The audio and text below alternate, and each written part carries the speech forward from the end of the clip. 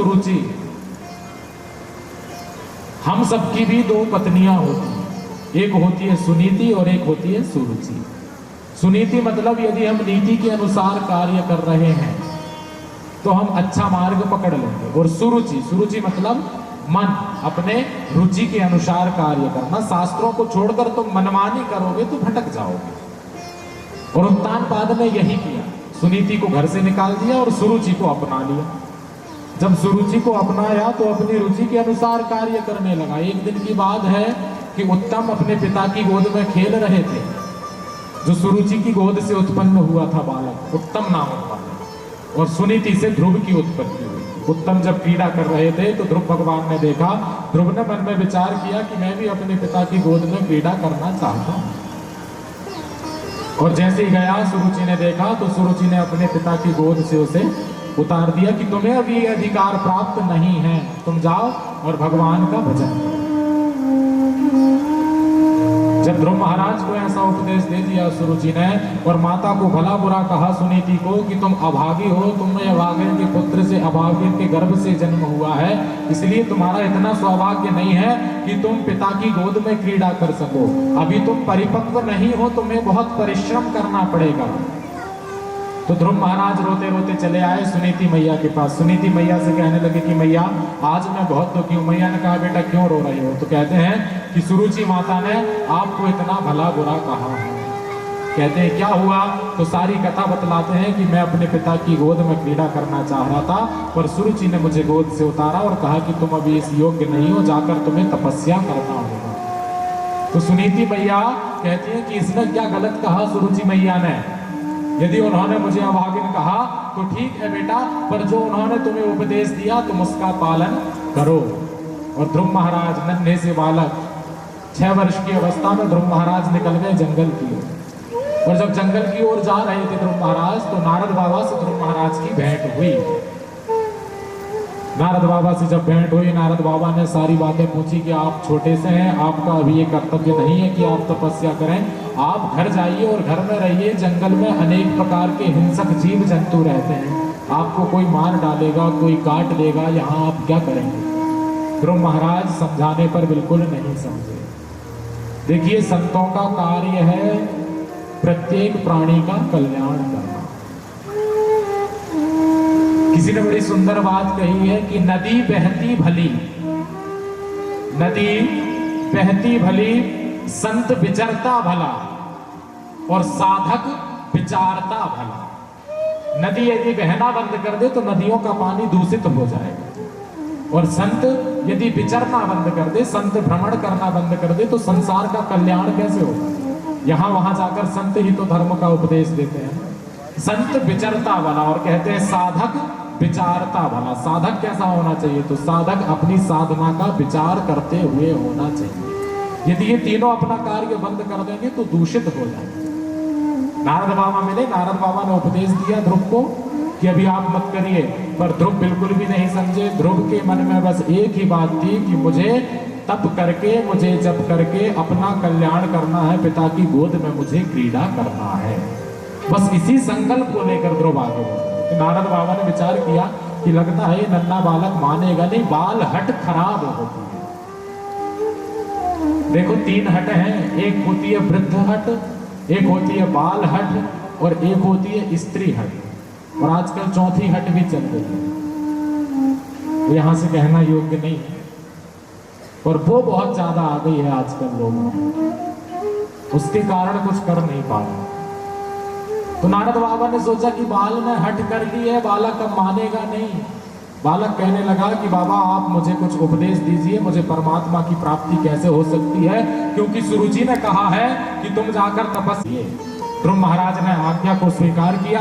ध्रुव महाराज चल पड़े यमुना स्नान करके, मधुबन में बैठ गए, और अब इन्होंने नियम ले लिया और उसी मंत्र का जाप करने लगे कि हम इसी मंत्र का जाप करेंगे और धीरे धीरे अपनी तपस्या को कठोर करेंगे। ध्रुव महाराज ने मंत्र का जाप आरंभ किया। ओम नमो भगवते वासुदेवाय, ओम नमो भगवते वासुदेवाय, ओम नमो भगवते वासुदेवाय, ओम नमो भगवते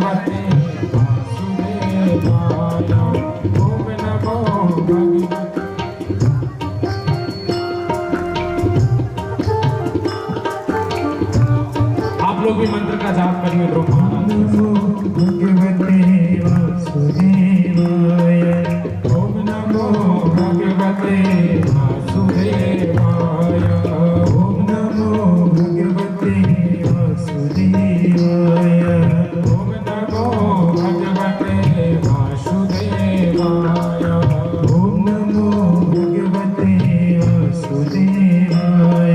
आप लोग भी गाइए ना बड़े भाव से। ध्रुव महाराज इसी मंत्र का जाप और बड़ा सिद्ध मंत्र है ये। मंत्र ऐसे होते हैं कि मंत्र गाए नहीं जाते हैं, और कुछ मंत्र ऐसे हैं कि उनको कीर्तन में भी आप उपयोग कर सकते हैं।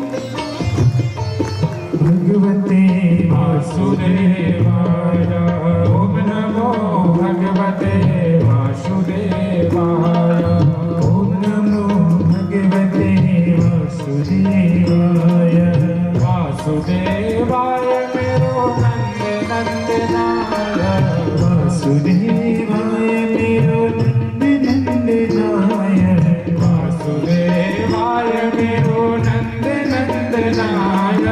वासुदेवाय मेरो नंद नंदनाय।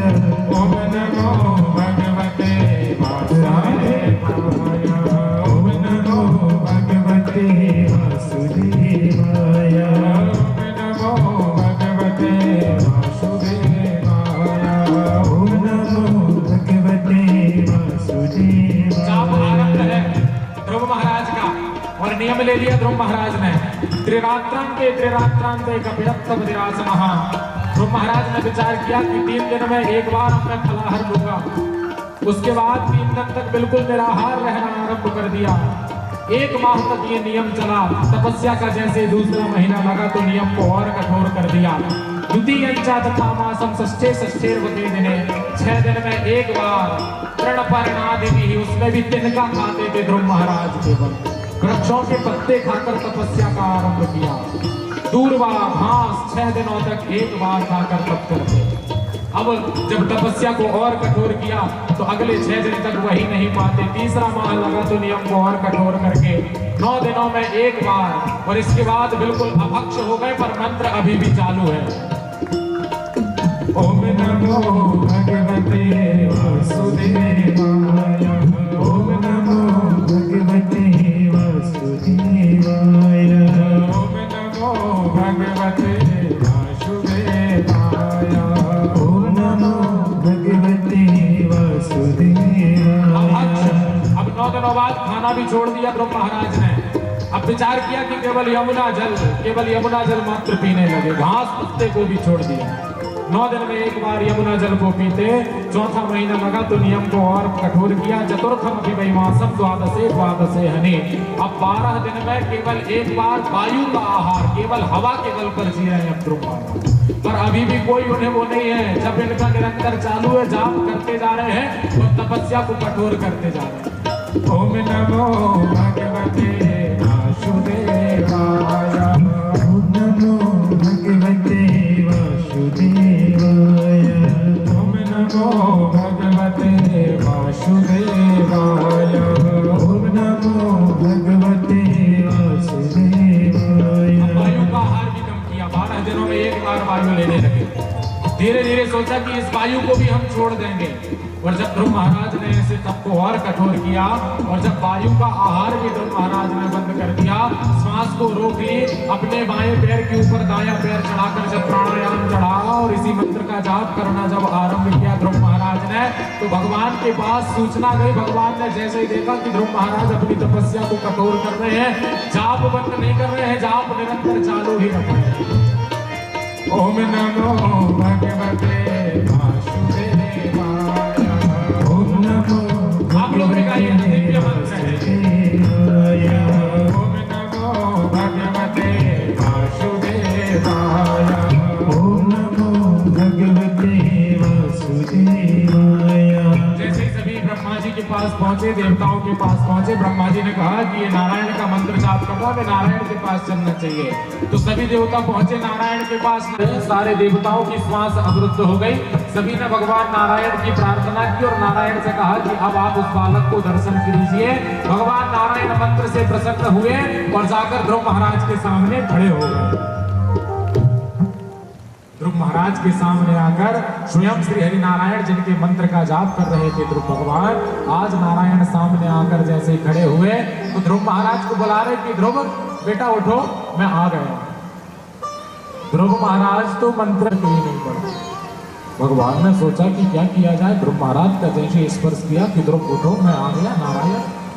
और जैसे ही ध्रुव महाराज ने नेत्र खोले तो ध्रुव महाराज ने जैसे ही नेत्र खोले तो जिनका मन में चिंतन कर रहे थे ध्रुव महाराज, उनको जैसे ही सामने पाया तो ध्रुव महाराज कुछ बोल ही नहीं पाए। चिंतन कर रहा था, आप सामने प्रकट हो गए, मैं आपको प्रणाम करता हूँ। नारायण ने कहा क्या चाहते हो? ध्रुव महाराज कहने लगे कि मैं अपने पिता की गोद में क्रीड़ा करना चाहता हूँ। नारायण कहने लगे कि तुम अपने पिता की नहीं, तुम सारे जगत के परम पिता की गोद में क्रीड़ा करोगे, जाओ मेरा आशीर्वाद दो। आज मां की तपस्या का फल जो मां ने भगाया था ध्रुव को घर से बाहर, ध्रुव महाराज ने नारद बाबा की बात मान के मंत्र का जाप किया तो श्री हरि नारायण ने उन्हें दर्शन दिए और कहने लगे कि तुम 36,000 वर्षों तक अपने पिता के राज का शासन करोगे। ध्रुव महाराज प्रसन्न हुए, सुंदर स्तुति की ध्रुव महाराज ने। देखो हम भी यदि चाहें, और जब ध्रुव महाराज का समय आया विमान लेने के लिए आए ध्रुव महाराज को, तो ध्रुव महाराज कहने लगे कि हम अकेले नहीं, हम अपनी माता के साथ जाना चाहते हैं। तो पार्षदों ने कहा कि हम आपको अकेले नहीं, आपके आगे आगे देखिए, आपकी माता को पहले ही दूसरा रथ लेकर जा रहा है। ध्रुव महाराज ने अपने साथ साथ अपनी माता का भी वहां कल्याण किया। तो आप ये जान लो कि आप यदि चाहते हैं ना कि हमारे यहाँ बालक भी ध्रुव जैसे हों, तो हमें भगवान के भजन की शिक्षा उन्हें देना पड़ेगा, सुंदर उपदेश देना पड़ेगा। अपने बच्चों को किसी एक वस्तु में लगाइए। हम लोग ध्रुव जैसे नहीं, हम लोग रोबोट बनाना चाहते हैं अपने बच्चों कि तुम ये भी पढ़ लो, तुम वो भी पढ़ लो, तुम ये शिक्षा भी याद कर लो, तुम ये शिक्षा भी प्राप्त कर लो। तो फिर होता क्या है कि आखिरी में बेचारा कुछ नहीं कर पाता। एक साधे सब सधे, सब साधे सब जाए। यदि एक वस्तु में आप उसे संलग्न करा दोगे तो ध्रुव महाराज की तरह वो अपना कल्याण तो करेगा ही, साथ साथ आपका कल्याण भी करेगा। ध्रुव महाराज के सुंदर चरित्र से राजा परीक्षित बड़े प्रसन्न हुए। सुखदेव बाबा ने जैसे उन्हें यह कथा सुनाई, कहते हैं कि ध्रुव महाराज ने भगवान के भजन के कारण, मंत्र जाप के कारण मृत्योर मूर्धनिम पदम दत्वा आरुरोहद्भुतम ग्रहम, कहते हैं कि भगवान के भजन से मृत्यु पर भी विजय पाई ध्रुव महाराज ने। जब ध्रुव महाराज धराधाम छोड़कर जा रहे थे तो मृत्यु आई। मृत्यु कहने लगी कि आप मुझे प्राप्त किए बिना नहीं जा सकते हैं। तो मृत्यु के मस्तक पर ध्रुव